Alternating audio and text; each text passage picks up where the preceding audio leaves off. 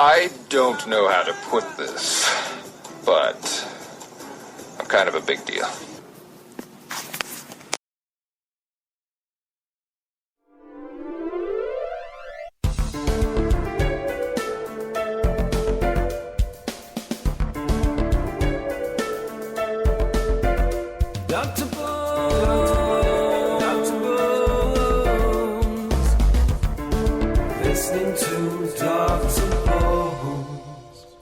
Good afternoon, this is Dr. Bones Live, and it is Saturday at 2 p.m., which means it's time for another episode of...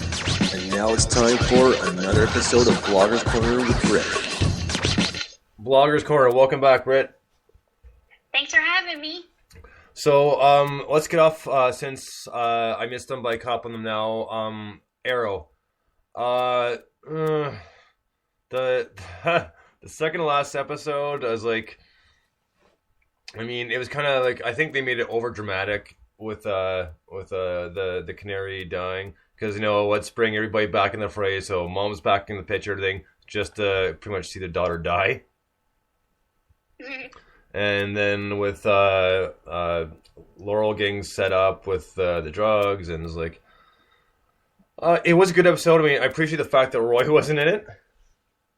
Yeah. Which, pretty much from what I gather, like, he's on some sort of training, so we may not see him for a few more episodes, which is good. So, but yeah, it was decent, but I think it was just a little over dramatic in parts. I mean, they really went for the dramatic effect, like bringing the whole family together and having one of them die,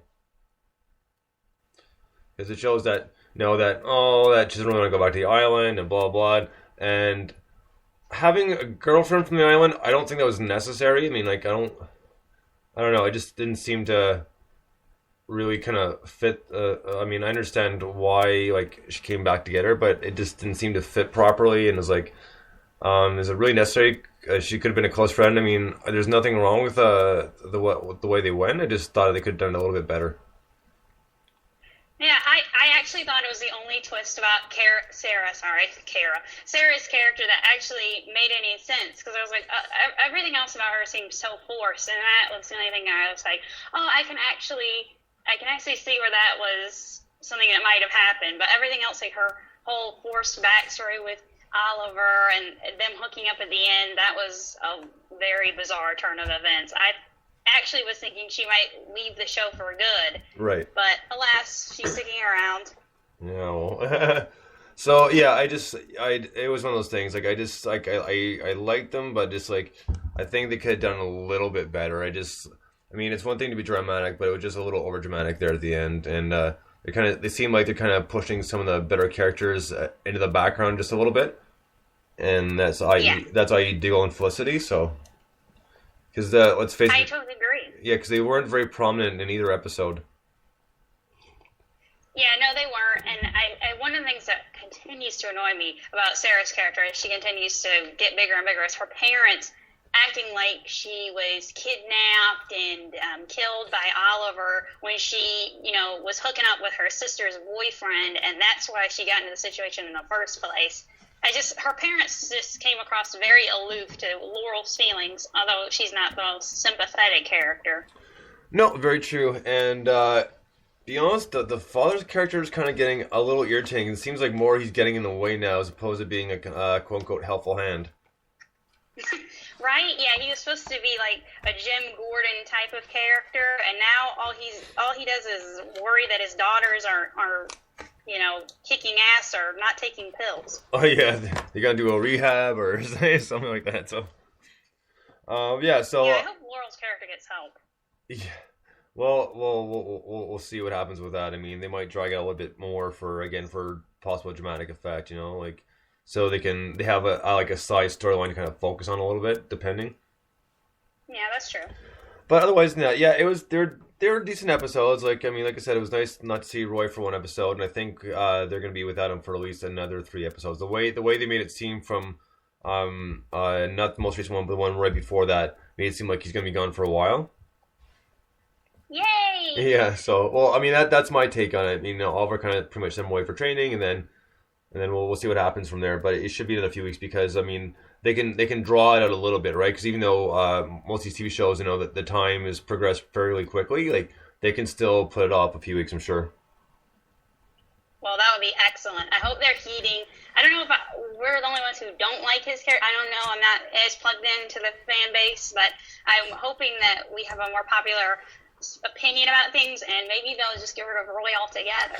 Well, I think the biggest thing is people want to see the Red Arrow, but they just don't like who's playing him, and that's the biggest problem right there. Is fans are not really big fan of Roy, not necessarily what he's supposed to become. It's just the guy who's playing him. I just a little annoying, and I understand from the comics like that, he's supposed to be like a little out of control and just a little hard headed, but I think they're kind of pushing to a new level with this one. Yeah, I agree. And the actor is wooden, so maybe he'll come back recasted, like they did with Sarah's character. She's being played by a different actress than was in the first season. That's right. That's absolutely right. And a lot of shows have done that, so who knows? Maybe they'll put him on another CW show and and keep him out of this one. The other thing, the next thing I want to get into is the Olympics, since obviously they've been on. And they've been so much fun, and obviously, like I said, I've been watching everything more kind of focused on the hockey, and the little bit I did see today with USA and Russia was a good game, nice solid playing. The other thing that I was really into, I'm glad they finally introduced it as a sport in the Olympics, was the slopestyle skiing, and that is something that's just so impressive, and it takes a special mindset to be able to jump that high and do numerous 360s and corkscrew spins, and just it's unreal. I was watching it the other morning because obviously a lot of people know my other job. They pretty much started at the crack of dawn, so I started at about 4:30 in the morning. So with Sochi being 9 hours ahead, we're seeing the Olympics firsthand. So we're watching it the other day before we punched in. And the thing that got me is for the men's. Blanking on the guy's name. Anyways, it was a kid. The kid's 17. He's from Norway, and the kid got robbed. The kid got robbed because he put on such a phenomenal performance. It was unreal. I watched pretty much all of them, and he didn't place for a medal, which is beyond. To me, it was absolutely ridiculous. I can't believe he didn't. Because if you saw this kid go, it was just unreal. He hit all the rails flawlessly, and he did pretty much. He went above and beyond. But just there's no slips, no falls. You see, it was all kind of perfect all on the way. But he didn't place in the top 3 for a medal, which I can't believe that. I was shocked. If I can find the performance online, I'll post it on my Twitter. But it was something else. I mean, I love watching that in general just because it's such a cool sport. And all the respect, because like I said, it takes a special mindset to do that. But it's something that I'm glad they finally brought into it. Yeah, it's been really, really fun to watch. Now, the guy that you're talking about, I might have seen him. Does he have dreadlocks? No, he doesn't. Okay, never mind. There was a Norwegian who was doing something in that style of sport, and he had long dreadlock hair, and I didn't know if he was the one you were talking about because he was really good too. But he took a really nasty spill, and I couldn't believe when these people take these nasty spills and they just get back up and keep going. It's very inspiring. It's an important life lesson. Well, absolutely. I mean, and they're saying this year that the people haven't been a big fan of judging just in general, like all countries. So it's not just can narrow down to one. And it's there's been, I know it's the Olympics, but if you want to see a lot of upsets this year so far, meaning people that weren't expected to do well at all just kind of came out on top, and good for them. But this year there's a bunch of them before, maybe here and there, but this year there's been a ton. Yeah, it's been surprising. It's kept things very interesting. In the ice dancing competition, the heavy favorites are the American team, Davis and White, I think that's the last name. They have performed solidly, but some other people that were more favorited had struggled. I don't know. Quite frankly, no, this might sound un-American, but I'm rooting for the Canadians in the ice dancing competition. They are very fun to watch, very expressive, and Davis and White are very precise, and I appreciate what they're doing there with the technical abilities. But it's kind of, they're not showing a lot of emotion. And I was a big fan of Torval and Dean back in the day. Actually, got to see them skate in person, and that's what I measure all of that by. And so I think the Canadians are closer to their style, so maybe that's why it appeals to me more. Well, right on. Thanks, I guess. I mean, I'm not the one skating, but You're welcome. yeah. But you know what? The one thing that it's kind of mean to say it was kind of funny, but it sucked at the same time. I think it was the women's 1500 meter speed skating, where the Chinese skater and a whole bunch of them, about 3 of them, 4 of them, coming around the corner, and all of them fell except for her, and she ended up getting the gold because of it. Oh wow! And that's the thing is it was kind of funny to see them go down, just because stuff like that can be funny sometimes, but it sucks at the same time too, because it kind of like lost the race right there. You don't know what these people could have potentially done, or if China would have placed in the medal, or not got the gold because they fell, or actually they didn't fall. Like,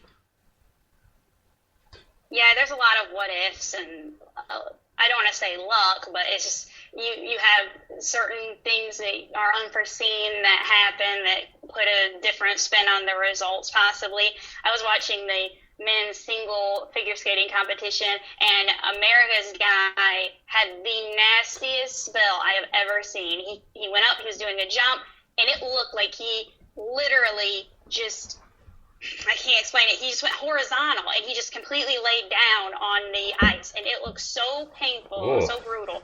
He laid down that ice, and remarkably, he was able to get up and skate his entire run, and I was very impressed by his incredible spirit. And the crowd, they cheered him on. It wasn't even their guy, and to cheer on like that was very, very classy. Wow, that's brutal. I can't say I saw that, but that's a nasty spell. There's one more thing from the Olympics I was going to talk about. I'm trying to remember what it was now. I'm blank. Oh, now I remember. Now, actually, because I literally was watching this probably just about maybe half hour, 45 minutes ago. They're doing the ski jumping, and an American and a Canadian both got disqualified for their suits. Oh, really? I don't know what was wrong with them or what the standards are, but yeah, both of them got disqualified because of their suits. Whoa. So they couldn't jump. That's interesting. Yeah, that was. I was like, you got to be kidding me! You're getting disqualified in their suits. Like, what could possibly be the problem? I mean, obviously, I don't know how they judge these things, but in just someone like us, like you can't think like what could possibly be the issue with the suit. I mean, it's not like there's like a jetpack on this thing or anything, So I just kind of failed to see what could possibly do anything to get them disqualified. Like, was it too tight, too loose? Like, is it, I don't know, too aerodynamic? Like, there's like, so yeah, I wasn't very happy to hear that. So. Yeah, you got me on that. I know I was watching the women's skeleton race last night, and they said that one of the competitors had been disqualified because, and I hope I heard this correctly, but it sounded like they said she had laced her board with chocolate. What? Yeah, and they said that she'd weighted, and the Great Britain's team said that they found that she had weighted down with chocolate, so she got disqualified 4 years ago, and so she's coming back trying to get a medal this year. And I was like, whoa, why did someone put chocolate? Was she snacking on her way down? I mean, what's going on? Yeah. Oh my god. And do they consider that it's enhancing because there might be some caffeine in the chocolate? Is that it? Or?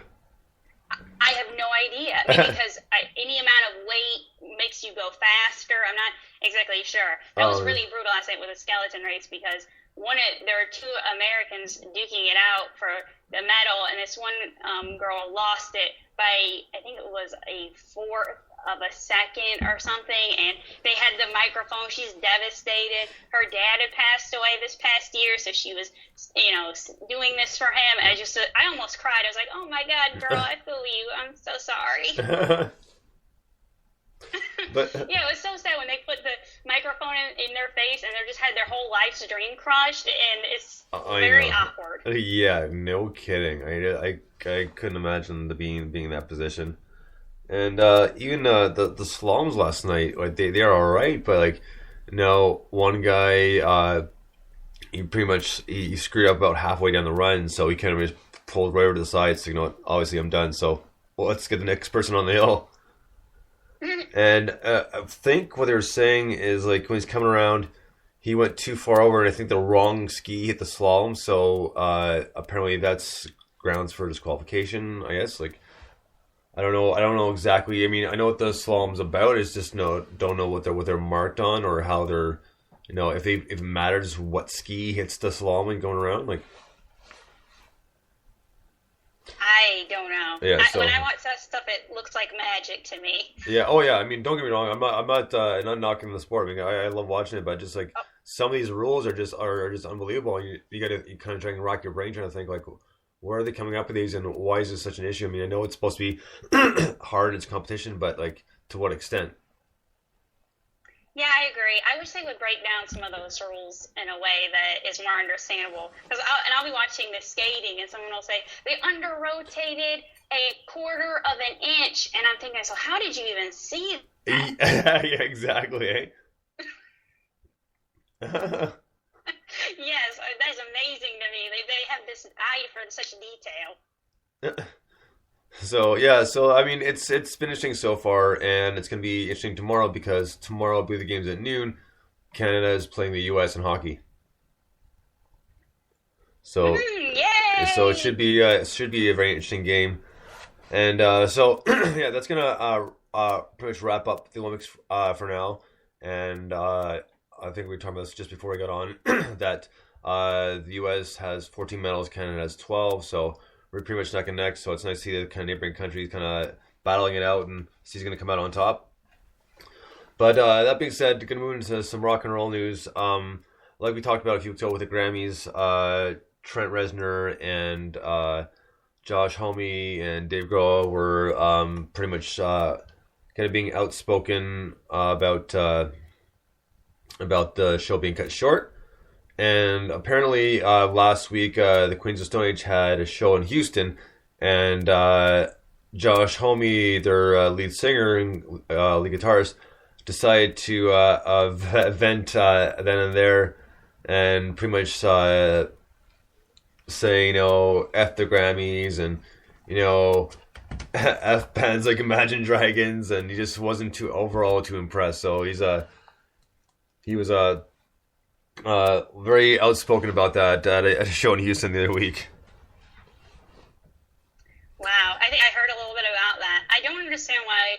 I understand he's upset about the Grammys, but I don't understand why he wanted to drag another band into it. It's like, well, it wasn't really their fault. Yeah, I know. I just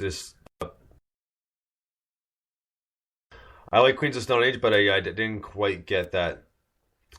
So hopefully that'll be the end of it because everybody knows what's going on. Everybody's seen all the articles and everything else. So I'm sure pretty much everybody's done with it and on to next year and on to new things because it's done and over with. Next up again, another Beatles item will be up for auction soon. It'll be a signed copy of Meet the Beatles. So it doesn't say how much it's going to be it's expected to get, but I'm sure quite a bit, as most of the Beatles items do go for a huge sale. And the one thing I haven't heard actually, no, never mind. Forget it. I was going to say, because the Beatles signed Wolf from Ed Sullivan Show is going for auction, but not till April, so never mind. That's why I haven't heard anything about it since. Okay. So, sorry, I just caught myself on that one. And oh, no, it's good to know. And Beck has booked his 7th appearance on Saturday Night Live. It's going to be an upcoming episode, I believe, in the next 2 or 3 weeks.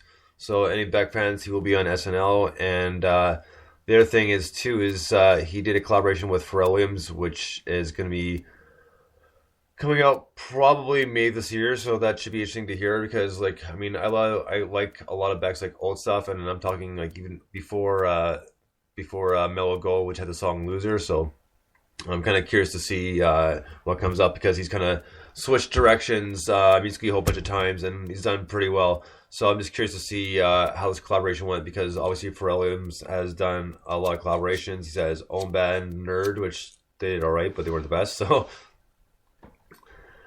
And the only other thing I kind of just skimmed over briefly, and it killed me because it's on the Rolling Stone app, and it's a Q&A with Billy Ray Cyrus on how Miley's advice led to Achy Breaky 2.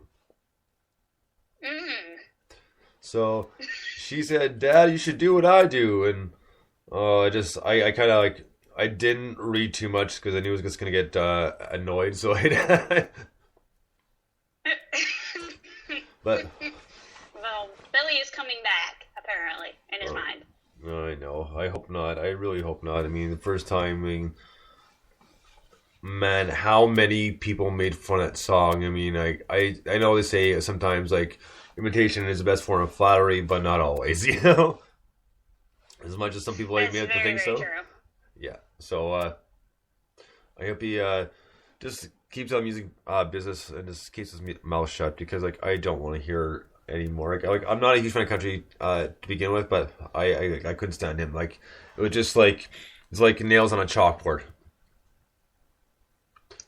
Yeah, I never got that his success. I know there are some country people who liked him. My grandfather's wife loved his song, the Achy Break. I remember when it came out, she's like, "You gotta listen to the Achy Breaky Heart now. This is a great song." And I got sick of hearing it very quickly.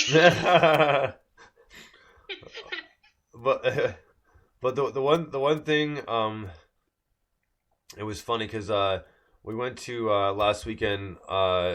Went to what's called a Stag and Doe, and it's almost like a fundraiser for people getting married. So they'll have like games and you buy drink tickets, and it was all right. But they were playing some country, and these women were doing some line dancing. And years ago, like we'll call it in my younger days, when I was about 18, we were. Myself and about 4 other friends were doing a favor for someone, and we were getting paid to do it too. We were waiting out for Garth Brooks tickets. Oh. And not if that country also. This was a favor, but it was one of those things because I know everybody's waiting out to get good tickets. So there's a whole bunch of other people there, and obviously a lot of huge fans. And I'll admit that about halfway through the night. Obviously that age, you get bored, so you bring stuff with you. So we had quite a few beers that night. But the fun thing is I only did it once, and I can't remember for the life of me, but I actually learned how to line dance that night, and it was actually a lot of fun. I'm not gonna lie, it was a lot of fun. Yes, it is. It is a lot of fun. So it was like it was one of those things they're doing. You want to learn? It's like, you know what? Yeah, absolutely. For sure. Like it's something else to do. So I was like, gosh, this is actually kind of fun. I was actually enjoying myself. So it killed a bit of time. Yeah, it is a lot of fun. I know when we have a summer music festival where I'm at, we get out on the floor and line dance. It is a lot of fun. You got to keep up. I've seen quite a few people fall and stumble on each other, and I'm always very nervous trying to keep up with everything. But it is a blast. Well, like I said, it was a lot of fun. I don't obviously remember any of it because I hadn't did it since then. But when I saw these ladies line dancing, the first thing I thought of, brought back that memory. Is like, you know what? When I learned to do it that night, it was actually a lot of fun. So there you go. But yeah, I don't like the music. So chance of that happening again without as bad as it sounds, without a lot of booze, is probably not going to happen. So as much as a lot of us like to think so, we don't dance any better than you would sober. It's just much worse. So, and it's just one of those things. Like I'll admittedly, like I don't have a whole lot of rhythm. I'm not gonna lie about that. And when it comes to playing guitar, something like that, yeah, absolutely no problem. Dancing and not so much. So I've tried and failed many times, but whatever. It was kind of fun at the time. You kind of just give it as like, whatever. Let's just go with it. Yeah, that's the fun thing about line dancing, because you start dancing and you kind of are being able to mimic what other people are doing. So if you're not maybe the best dancer, you get camouflaged in pretty well. See, with me, I'm usually like the guy in the crowd who's trying to mimic but turning the wrong way and getting a little lost, despite the fact it seems pretty simple. Yeah, well, So, it is very hard. Yeah, I always mix up my left and my right, so I'm always screwed up. yeah. So I'm the awkward guy in the crowd. This way? Oh, this way now. Like, wait, what? I mean, you try it, but it's always a lot of fun. It was the same thing in Dominican last year on the boat. Like, I thought I nailed it, but not quite. But it was still a lot of fun. I mean, it was like that. That's the thing is, it's you're on these. Well, at least that time you're on these vacations for fun, and you get to have a good time doing that stuff. And still, if you screw up, everybody's having a good time. The staff's having a good time. They're trying to teach you, despite the fact it's like trying to teach one with two left feet. Right. That's the one thing. Is like, like I said, I don't have a whole lot of rhythm that way. Like, go with my guitar. I'm great on skates, but when it comes to that sort of stuff, yeah, I'm not so much. See, I would think someone who would be really good on skates would be very good dancing around without them. I maybe in some cases I like to think so, but yeah, if a video ever gets posted, you'll agree with me. So, I'll take your word for it. yeah. Well, yeah, it helps in some ways, and in other ways it doesn't. I mean, some people just flat out, even if they are good at skates, doesn't mean they're going to be gliding across the floor. So, but that's what it comes down to. It's not a big deal. So, that's it for rock news. Except we're gonna pop into the indie rock news because tonight at 10 p.m. Eastern and 7 p.m. Pacific, I'll be having the Wild Young Hearts on, and we'll be going through their brand new full-length album, California Girls, which will be a lot of fun. I've listened to this one a couple times. I've just been a little busy, so I haven't got the review completely finished, but we'll talk about it song by song as we go tonight, so that'll be fun. And next week, a couple other rock interviews coming up on Monday at 8 p.m. Mountain Time, which is like Colorado, and 10 p.m. Eastern. We'll be interviewing Dead End Drivers, and on Wednesday will be Doll at 7 p.m. from New York. All right. So that aside, there's a couple of things. Don't quite have the rant I want prepared because I was just too busy to get the times jotted down. The notes jotted down properly to kind of flow the way I wanted to. But more and more, it seems like the jaywalking is getting worse and worse, and people just aren't looking, and it's driving me nuts. It's like the person backing out of the driveway in the main road, like, I'm backing up and I'm not looking, I'm just coming down. So, but today I was out and about on the road, and the road's fairly busy. I mean, it's one of those. It's like a 35-mile-an-hour road, so like 50 clicks, and this guy's walking across the street and just not even paying attention. There's cars whizzing by there. He's just walking, and I literally did not see his head move once. Take one look. It's like, man, that's horrible. Because what happens if we hit him? It's our fault because we should have been paying attention, despite the fact the person had their head in the clouds. Exactly. So. Oh, I know. So that was just a little frustrating, just because I've noticed that it's getting worse and worse. So kind of just a little minor called pet peeve, just because it's just like it's the same thing with someone riding their bike at night with dark clothes. You don't see them until you're right on top of them, and exactly. It's so dangerous, and and especially when it's. I think I've talked about this before, but it seems like when the roads get worse, they're out more, and it's just one of those things you got to take into consideration that you shouldn't be out at all, because if the sidewalks aren't plowed, they shouldn't be on the street, just because a car can slide without warning, and can take the person right out. I know, exactly. I saw a bunch of people this week walking because the sidewalks hadn't been plowed, and they were walking down the main road. They were walking down a two-lane road. They were walking down it like they were a car. That you're not in a car. You're walking on your shoes. So let's not do that, okay? Yeah, so like yeah, I mean that's pretty much all I gotta say about that. It's just it's frustrating. And the one last thing is like last week I was up on one of the side roads and I realized that I was going to a different store. So no, I hit the brakes to go turn around. I tapped the brakes, 360 right off the hop.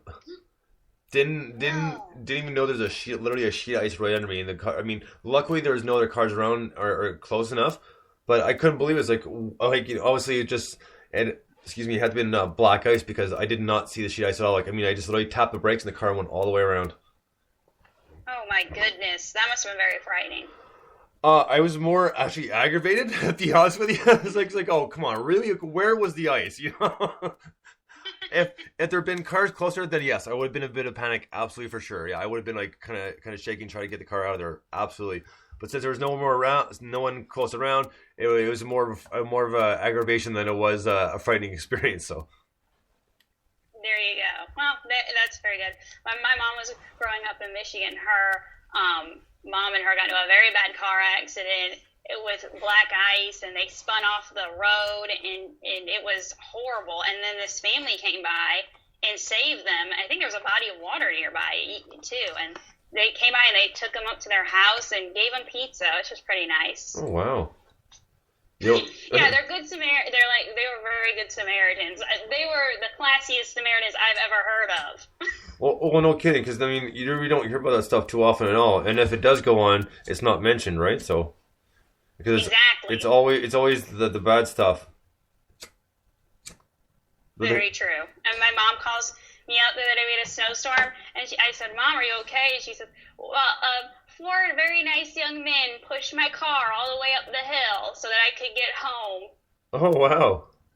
Yeah, it was very, very sweet. I was very proud of everybody. They were helping each other out. I had no idea that young people were still, able to do that much, because I see a lot of laziness, and I was happy to see so many people doing good things.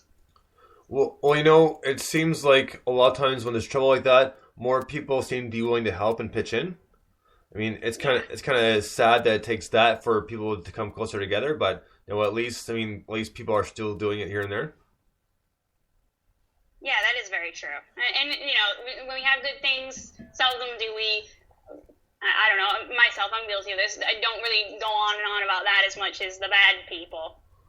Well, it's exactly it. So, but it's. I mean, at least you're right. At least there's still good people out there that are willing to do that sort of thing. Yes, chivalry still is not dead yet. No. So, I'm one of those people who I'll get out and help if I can. So. Good for you. Well, I mean, it takes a few seconds out of your day, so big deal. If you can help out, great. If you can't, at least you tried. Very true. That's an attitude we need to see more of. Right. So, we're gonna move on next to your blogs. So, your blogs this week, because I know you did a review on, actually, since I just talked about it, the Well Young Hearts album, California Girls. Yes, I did. I did do a review of the new album. It was very good. They had I think it was two reprisals from the EP, the short EP, Pretty Girls. It was a really cool album. Old school surf rock kind of feeling. There was it kind of reminded me of a send-up to the Beach Boys, but in this really modern, cool, new, breezy sound. So I really enjoyed the album as a whole. I thought it was really well put together, really well produced, and I like the way the flow of all the songs melted into each other, because sometimes you'll notice that it feels like there's songs that don't mesh together and they're just kind of after each other with no purpose, but this felt really nicely drawn together, so I really enjoyed it. No, you're absolutely right, because a lot of times you're right. It's like the songs go from one extreme to the other, because I mean, don't get me wrong, it's a hard thing to kind of get them to flow together in general, but a lot of times you're right. You'll have, let's say, like a really mellow tune. The next one is just like super heavy, and just like the correlation between the two just doesn't fit properly. It's like if you're gonna make it heavy, it's one of those things you want to kind of like gradually build up to it.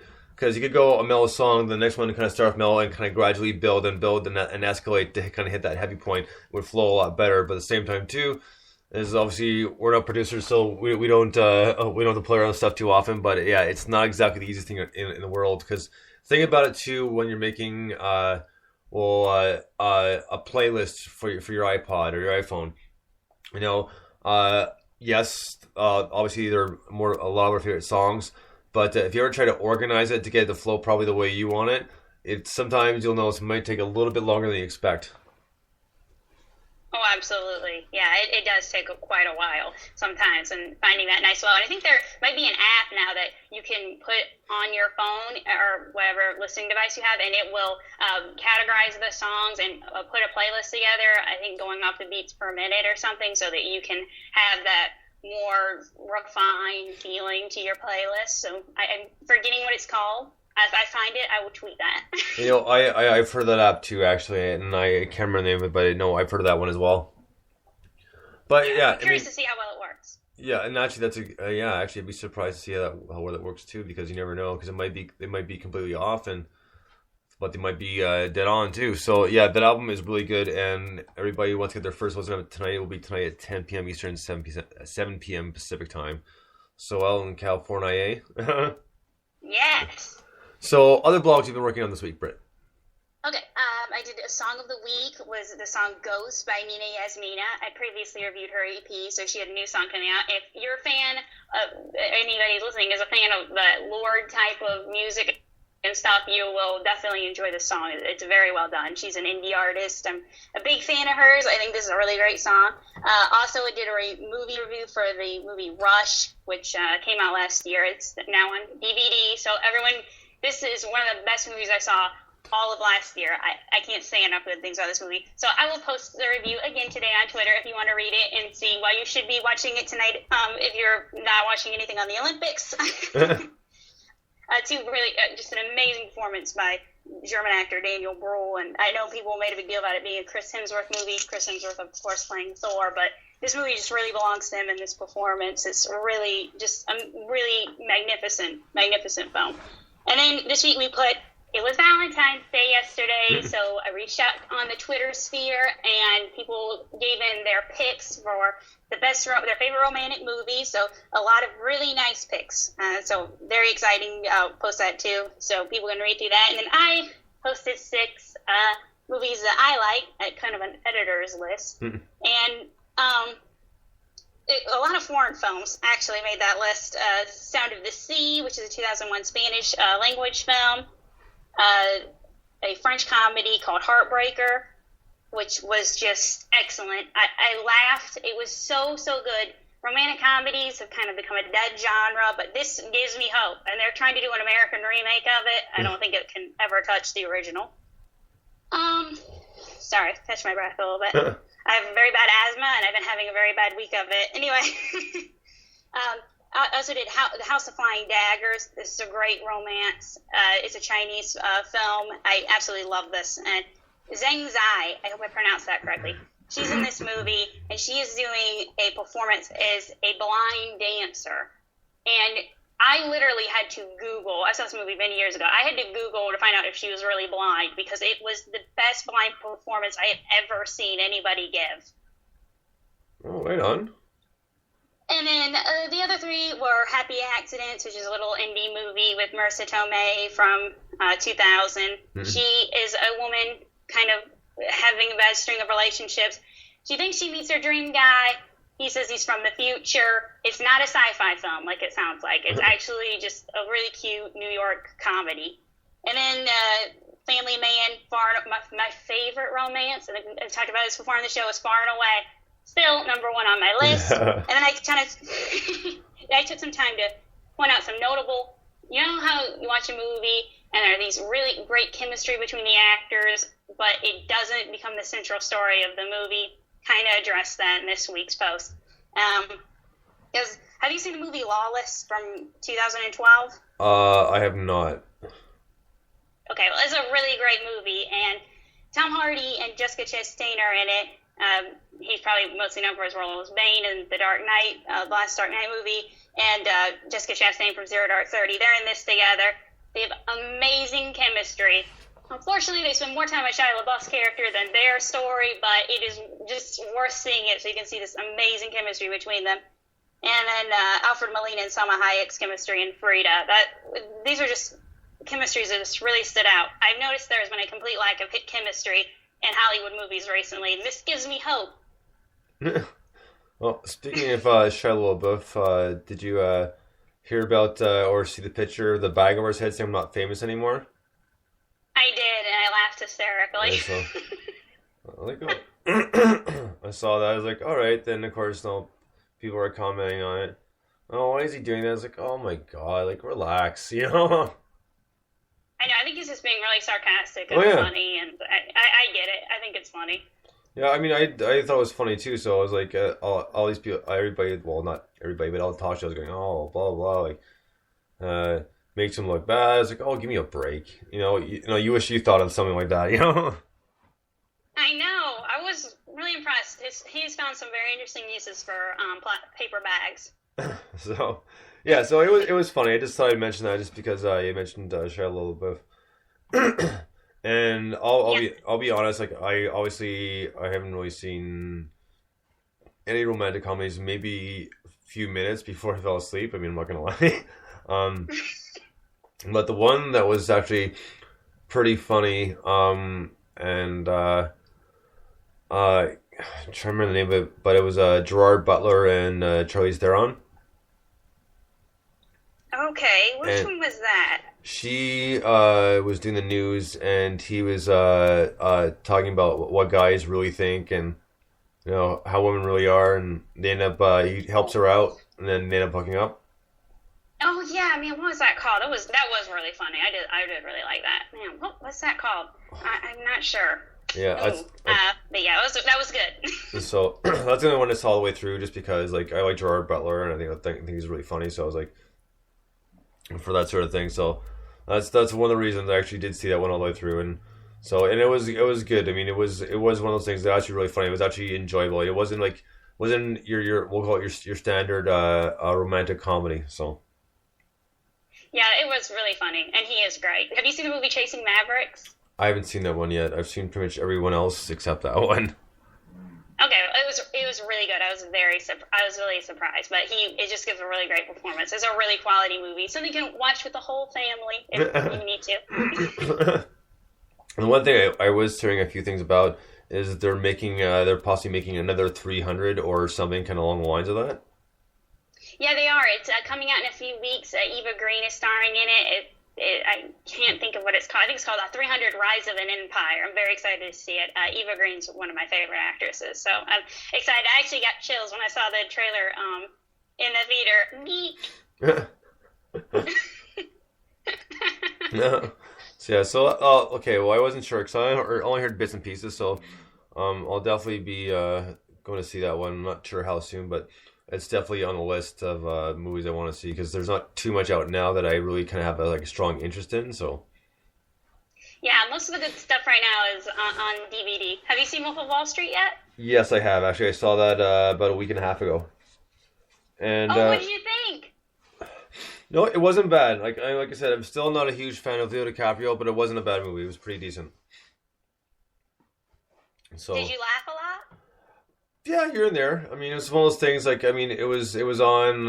I was watching it, and no one kind of do. I was kind of almost it's kind of background. So, but yeah, I mean, there was a couple of funny things, and I think I can't remember the actress's name, but the woman who played his first wife, they finally on How I Met Your Mother have tied her in, and she's actually the future mom of Ted's.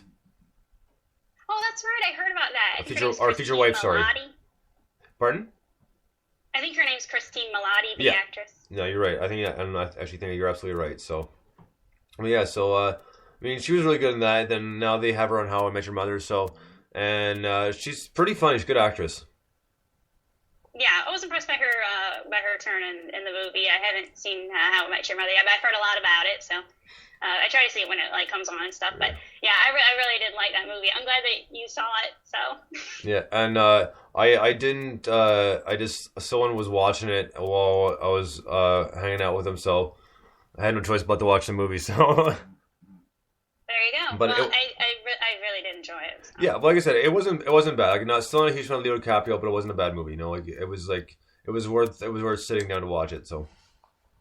But didn't you think this was one of his best performances of his entire career?